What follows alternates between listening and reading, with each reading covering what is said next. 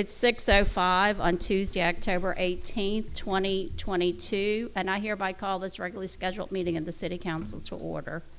Could you please bow your heads for the invocation?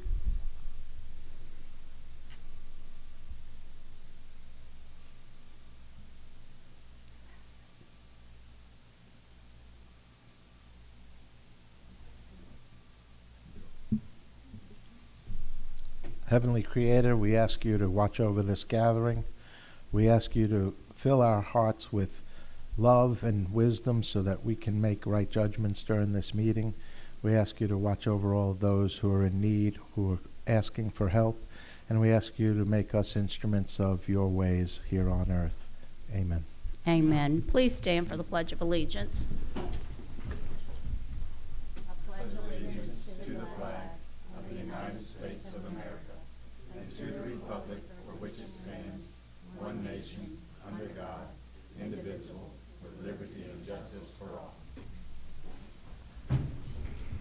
City Clerk, Mayor DeBrio, here.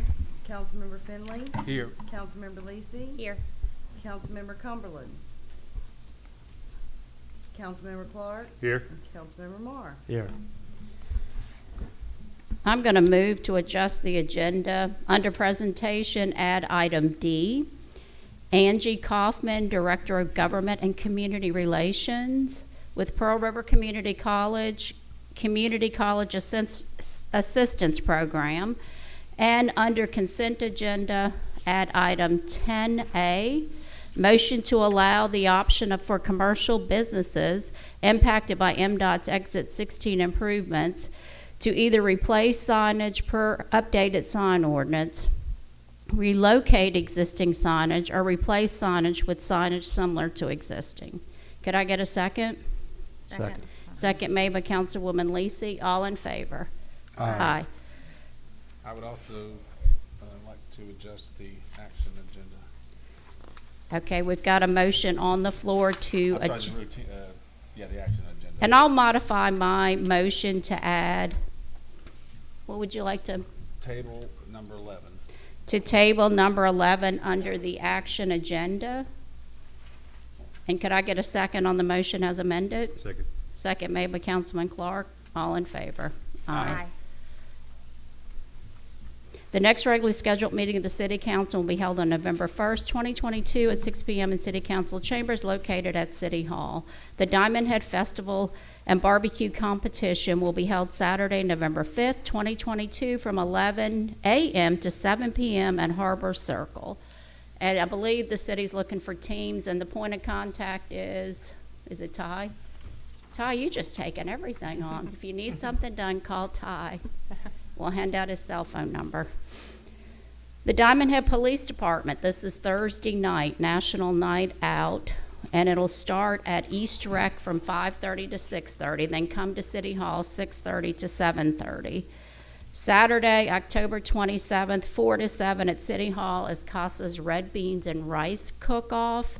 $10 for the wristband. That includes listening to the Dave Maley's band and a good fun time out here on the town green. Sunday, October 23rd, the United Methodist Church is doing a trunk or treat. It will also come over to City Hall's parking lot, so there's going to be a lot of room for people to get around. It starts at 4 and ends at 6. With that, Miss Angie Kaufman. Good evening, everyone. Thank you. Good evening. I'm Angie Kaufman, Director of Government and Community Relations for Pearl River Community College. Earlier this year, Dr. Brewood and myself, presented to you all the County Tuition Assistance Program that we have established here on behalf of Pearl River Community College with the help of Hancock County Port and Harbor Commission. And tonight, I come to say thank you for considering allocating $5,000 to the County Tuition Assistance Program and the difference you will be making in the lives of our students. And just to kind of give a brief rundown of what the Tuition Assistance Program is, it's last dollars in, and we stress the word assistance because it isn't just handing money over to students. We do make them meet requirements and file for the standard financial aid that you normally do apply for college, FAFSA for their financial aid, the Mississippi State financial aid, institutional scholarships, foundation scholarships, and any grants possible for them. And sometimes after they do all of that, they are left with some last dollars in on their accounts, and that's where the tuition assistance program kicks in. So it's a last dollars in program. And over the years, we've established with the City of Hattiesburg and Forest County, and in fiscal year 21, established it here in Hancock County, again with Hancock County Port and Harbor Commission. Fiscal year 21, they allocated $60,000 to the program. Fiscal year 22, additional $60,000, and we found out this week a third round of $60,000 for fiscal year 23. So we're very thankful for our partnership with them, and it is seed money to get the program started, and we thank you all for your consideration, definitely. I put together a brief little packet, and I apologize I didn't have folders available for you all. On the second page is just kind of a snapshot and report that was put together on behalf of the Port and Harbor and the impact that the first year this program did make in the lives of Hancock County students. 53 students utilized the assistance program for a total of $49,778. And then down below you can see it was broken down, the Bay St. Louis, Diamond Head, Waveland, and our unincorporated Hancock County areas. So we will provide this to you all every year on behalf of Diamond Head, so you can see where the funds being utilized. This was just the data used to compile the report for Port and Harbor, which we will provide that to you all every year. And then this is just kind of a snapshot, just so you can see the state of Pearl River Community College as of today and where your investment will be going. Since 2016, we are now the 4th largest community college in the state of Mississippi, out of 15 community colleges, up from 8th largest in 2016. So we're very excited about that. While the state average has decreased, their enrollment state average has decreased 14.5%. We have grown 15% at Pearl River Community College. The national average has decreased 16.4% enrollment. Again, we have increased 15%. Our CTE programs have increased by 42%. The state average is down 1% for CTE programs. Since 2017, Dr. Brewood has been able to award 19% increase in faculty salaries, while the state average has increased by 5%. Facility improvements and upgrades. To date, we have $41 million in projects since 2016, and we have 5,500 students. That's our largest number ever in the history of Pearl River Community College. Very excited about that. More importantly, tuition rate. Well, you can see for the past 6 years, we have froze tuition at a standard $16.25 a semester. Dr. Brewood does not believe in putting, when everything else around us is increasing, Dr. Brewood does not believe in putting the burden on the backs of our students and parents for their tuition. He looks internally and tries to save money internally before he will have to increase tuition. But you can see the state average has increased 14.4%, national average has increased 9% in tuition. On the back of that sheet, you'll see we are adding 53,000 square foot of a new campus here in Hancock County. Very excited about that, which I'll touch on that in just a moment. We've increased our institutional scholarships by 31%. On our online enrollment is increasing, and our transfer and graduate is up 32% since 2017, and our students' overall GPA is up to 3.29 for our students.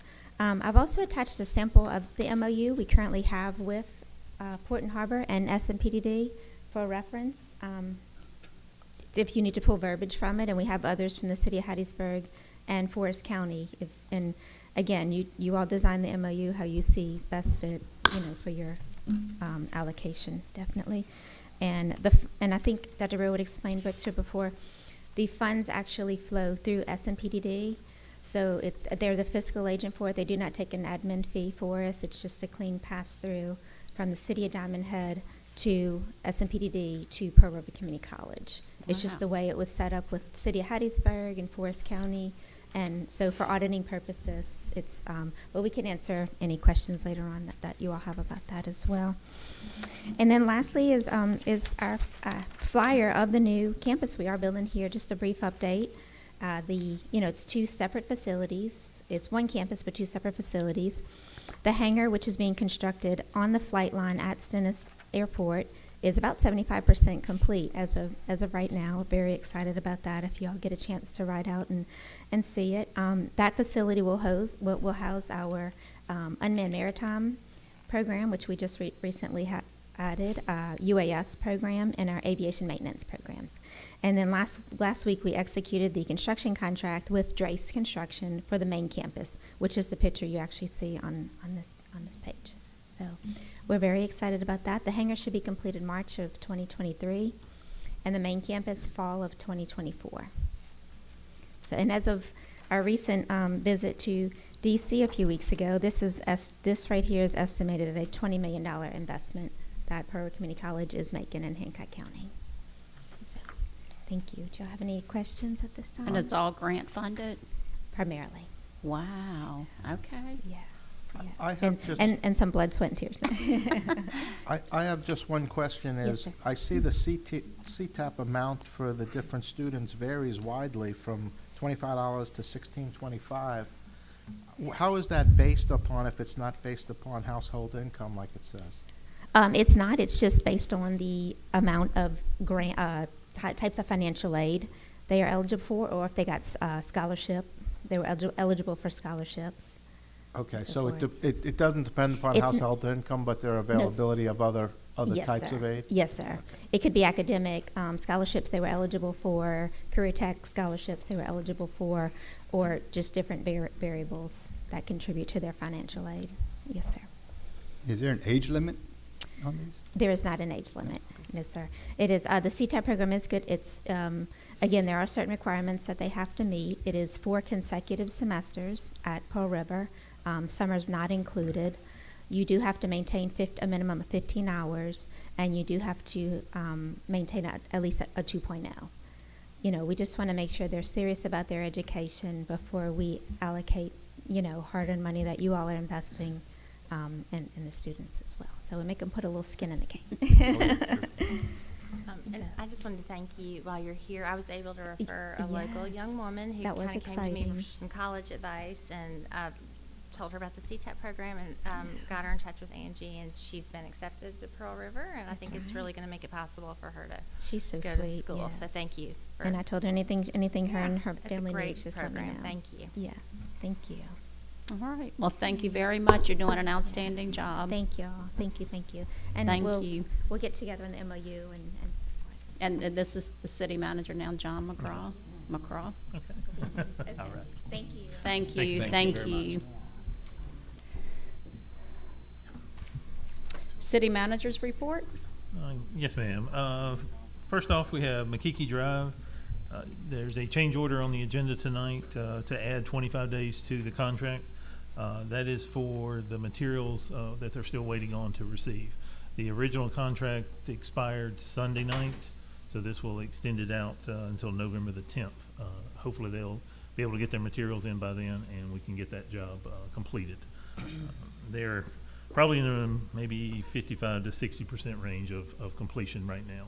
The main thing is getting that new culvert under the road. That's the big part left for them to do. The pond dredging, Shane took that one off our agenda for tonight. We're still working on that one and hope to have that one resolved here, maybe for the next meeting. The Hilo Way Drainage Project, the pre-construction meeting has been set for November the 24th. The notice to proceed date will be set at that meeting. Letters will be mailed out to all the residents that are going to be affected by this project, so they will be aware of the pre-construction meeting and if they choose to attend. The Twin Lakes Dog Park, the engineering firm is completing the plans and hope to be advertising that soon. I requested an update on that and still didn't get a firm date on that yet. So hopefully we'll get those bids taken care of, or plans done, so we can get that advertising taken care of. Phase 4 paving, the paving started on October the 10th with a contract of 90 days for completion. Currently the ending of the project is December the 3rd. Right now they have 22 total roads that they're going to be paving, and they have already paved about 7 of those. So they're moving along pretty good. Most of them are very short cul-de-sacs as far as what they're paving. And Blessing of the Classics, we had our 10th annual blessing that was held on October the 5th. It was a really great event with a good turnout of over 300 cars participating in the Classic parade. So it was wonderful to have everybody here. And lastly, the Diamond Head Art and Crafts Fair provided each of you with the profit and loss statement that was given to me. The city's reviewing that document, and we'll, at a later time, we'll be getting with you guys to make a determination whether or not the city will continue to host that event. Okay, I have one question on Sure. Makiki. The culvert that's ordered, when do we anticipate that coming in? Because I see now the new, substantial completion is what, November 11th, November the 10th, yes. 10th? Yes. Okay. Is At it gonna least be that's what in, they are have. we sure? Are we- I can't say that it will be. They are not getting a good answer from the company they ordered it from. They were told it would be in 2 weeks ago, and then it was when they called back saying, "Is it ready?" Oh no, it'll be another 3 weeks from now. They're just having trouble getting the actual culvert from the vendor. So, but I can tell you, he ordered it as soon as he had submittals approved, and so it's not the contractor's fault for this holdup. No, this is happening more and more and more. It's Unfortunately. making it impossible for contractors. Okay. I wouldn't think so. No, I guess it's the one he chose, and he's having trouble getting. They're all the same at this Yeah, point. probably so. So any questions to my left? Any questions at my I right? just have a follow-up about the craft fair. Sure. If you talk to, it's Ms. Taylor? Yes. Okay, if you talk to her again, will you see if she can clarify who is going to get the proceeds, and when that might happen? Because I think, we were kind of all under the impression that it was a charitable event and proceeds were going to, youth sports, and, that's why she was here and using city property. And also, I'm curious, if you just asked her to clarify, like, I saw the vendor application and she was charging people for electricity, and I think it was our electricity, so I'm curious to know where and we're happy to support youth sports, but I want to make sure the money goes where it's supposed to go. If you talk to her, if you'll Yes, ma'am. check on all that. I'll Thank follow up with her you. and get those answers. I think it was a $50 charge for water and utilities and electricity, which I assume the city was getting. I To found pay that the out. power bill and the I think water. it was more than that even. I think it was more than 50. Well, I heard, I saw the application. us, Yeah. No, I agree. It was a great event, and yeah, it was. I enjoyed it. It stayed as long as I could. I think we definitely need to have clarity on what the costs are, Right. and where those monies are being distributed. Yes. I'm not saying anything, but it's just everybody should know black and white. Sure. And it's for every event, not being Right. Sure. specific to this one. It's on every Absolutely. event hosted here at City Hall. We need to know Okay. those All right. things. Thank you. All right, well, thank you. All right. What time is the pre-con on the 24th?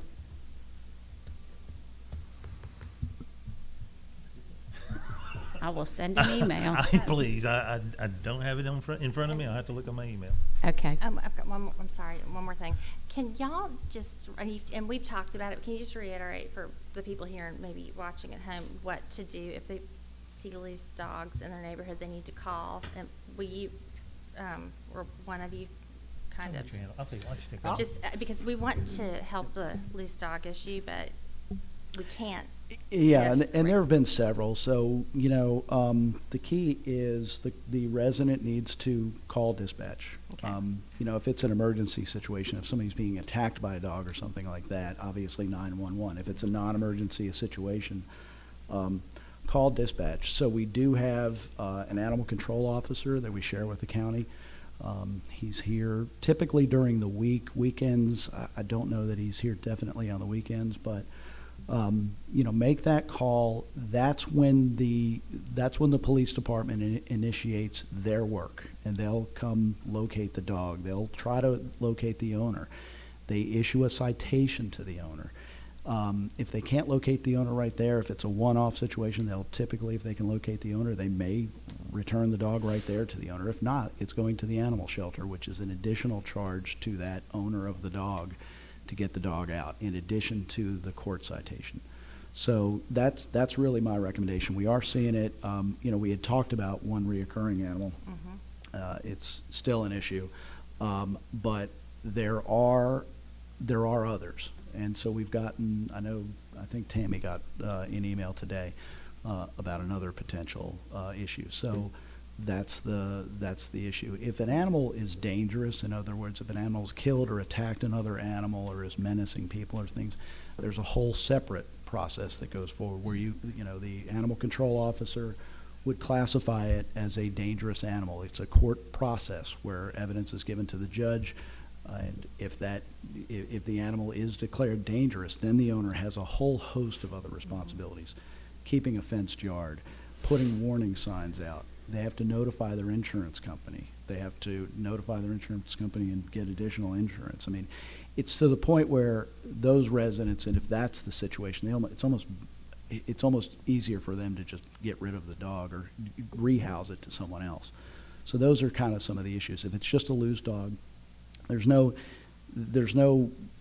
additional, recourse that the city has other than the police issue the citation, she comes to court, and there's a fine. Now, when the judge does have those cases where there's repeat offenders, Right. the fine can increase, and so Okay. that's what we've been seeing. So But it's just So important that people call, right? It's important that people call, if it's not an emergency, the non-emergency number, which is 228-255-9191. Call that non-emergency number, which is the dispatch. Ask for an officer to come out, and make sure you file a report and then pick it up. If you don't file it and document, it's not recorded, then it's pointless. So if you keep filing it, then we know specifically who our concerns are. So you need to make sure you file it. And I know it seems very stressful, because I've gotten many phone calls over it, but it will eventually work. And no, the animal control does not work on the weekends. yeah. And like I said, the process is working. When the owners are getting citations, they are prosecuted. Unfortunately, it's just like speeders. There are some people that are going to just continue to speed. They get a ticket every Right. time. So it's not that nothing is being done. It's just that's within the law. That's what's happening. So, but again, if you email the clerk, the city clerk, or a council member, or even me, there's no police officer going to come. There's no report made. So that's where the initial calls need to go. So then it can get in the pipeline. There's a record of it. It eventually will make its way to the city prosecutor's desk and in front of the judge. Thank you. All right, moving right along. Is there any public comments? No? Okay. Could I get a motion to approve the October 4th, 2022 regular scheduled meeting minutes? Motion made by Councilman Clark. Could I get a second? Second. Second made by Councilman Marr. All in favor? Aye. Resolution 2023-034, motion to adopt Resolution 2023-005, thereby abandoning a 5-foot drainage utility easement on each side of the common property line between lots 16 and 17, Diamond Head Phase 2, Unit 5, Block 6. The physical address is 68195 Diamond Head Drive East, parcel number 131B-0-01-164. Property owner is Ginn. Could I get a motion? I'll move on. Motion made by Councilman Clark. Could I get a second? I'll second it. Any discussion to my left? Any discussion to my right? All in favor? Oh, City Clerk. Finley, Yes. Lisi. Yes. Clark, Yes. Marr, Yes. Mayor. Yes. Consent agenda items 3 through 10A. Could I get a motion? Move. Motion made by Councilman Finley. Could I get a second? Second. Second made by Councilwoman Lisi. All in favor? Aye. Action agenda 11 has been tabled. Action agenda 12, 2023-035, motion to approve the re-subdivision of Diamond Head Phase 2, Unit 5, Block 6, Lots 16, 17, 20, and 21. The property owner is William H. Ginn. The property address is 6868 Aweeney Court and 68195 Diamond Head Drive East. The tax parcel numbers are 131B0-01-168.000 and 131B-0-01-164.000. Motion? I'll move. Motion made by Councilman Clark. Could I get a second? Second. Second made by Councilwoman Lisi. Any discussion to my left? Any discussion to my right? All in favor? Aye. Could I get a motion to approve payroll payable DKT 230071, DKT 230096 in the amount of $48,949.73, PR claim 000138 in the amount of $30,136.31, PR claim 000139 in the amount of $2,531.97, PR claim 000140 in the amount of $27,361.79. Motion? So moved. Motion, Councilwoman Lisi, second. Second. Second made by Councilman Finley. All in favor? Aye. Motion to approve docket of claims DKT 230097, DKT 230152 in the amount of $242,333.02. Could I get a motion? Move. Motion made by Councilman Clark. Could I get a second? Second. Second made by Councilman Marr. All in favor? Aye. Could I get a motion to approve department reports for September: financial, code enforcement, building enforcement, privilege license, police department, and court department? Motion? Move. Motion made by Councilman Finley. Could I get a second? Second. Second made by Councilwoman Lisi. All in favor? Aye. Any non-agenda public comments? Any need for executive session? Any other business that needs to be brought forth? Could I get a motion to adjourn? Move. Motion made by Councilman Finley. Could I get a second? Second. Second made by Councilman Clark. All in favor? Aye. Thank you.